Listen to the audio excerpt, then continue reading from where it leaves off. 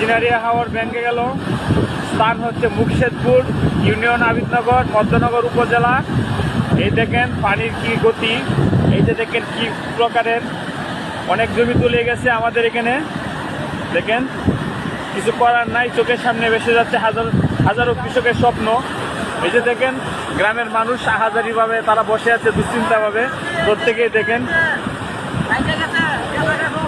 এই যে দেখেন সবাই বিভিন্ন গ্রাম থেকে আসা, সবাই আশাহত এখন মর্মান্তিক অবস্থান নিয়ে সবাই অবস্থান করছে।